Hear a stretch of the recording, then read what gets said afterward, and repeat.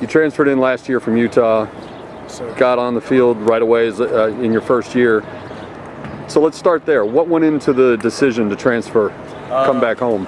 You know, this is my dad played here, and I grew up like 20 minutes down the road, so it was just a matter of wanting to be close to family, and I thought this was a great place for me to get an education and then play pretty quickly. And so my ultimate goal was to earn scholarship, which I eventually did that. So was that always like your dream growing up? You wanted to play at Dad's school? Yeah.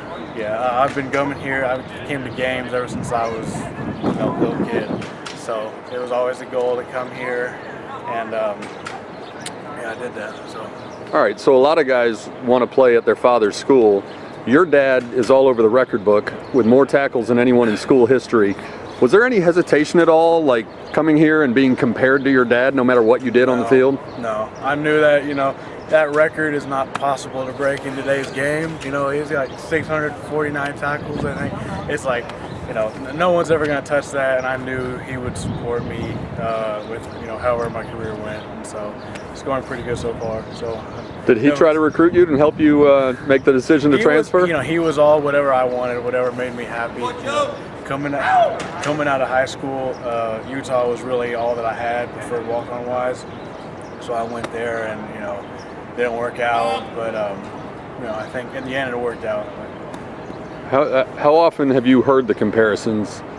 Maybe not from your dad, but either coaches or teammates who learn what your dad did. Are you tired of hearing those comparisons? No, it doesn't really ever get old. A lot of the alumni that watched him play, they sometimes compare me to, like, they can tell by the way that I moved when I play, and the way that he moved when he played, similar movements, and just I don't know. We both have like kind of a relentless effort to the football, and that's kind of what I go off my game. So.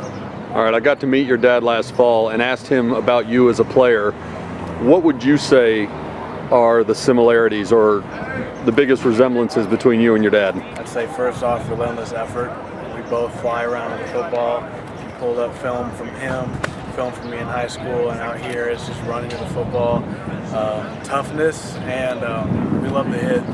That's just in our genes. It goes all the way back to when his dad played. Before that, we all loved to hit people. So that sounds actually pretty bad when you say it out loud, but Any thought of coming here and asking for his jersey number? I don't know. 54, I actually requested 54 for this upcoming season because I had a lot of experience with that number and a lot of injuries with that number. So it's significant to me, and he supports that. So I had 54 as my first number, and I'd like it to be my last. So you mentioned you did get a scholarship. You walked on at Utah. You came here as a walk-on as well. So where were you, or what was it like when you found out? And how surprised were you when you found out? I was actually called into Coach Stegall's office, and he said, he was like, I don't want to freak you out, but this is something very serious. And I was going to my head like I didn't know what I did wrong. I thought that I, said something out loud to somebody, or I don't know. But he said that it's very serious. Coach Dykes wanted to inform you that you just received scholarships, and it just like a wave of relief just hit me because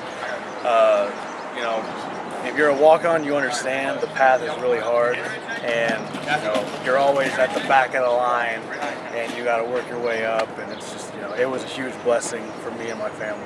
So what was your family's reaction when you called home and told them? Cried. My mom cried, and my dad actually didn't believe me. I called him, and he said, I called him, and he didn't believe me. He was just like, "Are you kidding?" And I was like, "No, I'm not kidding." So. All right, so you go from walk-on at Utah to walk-on here to now scholarship player at SMU.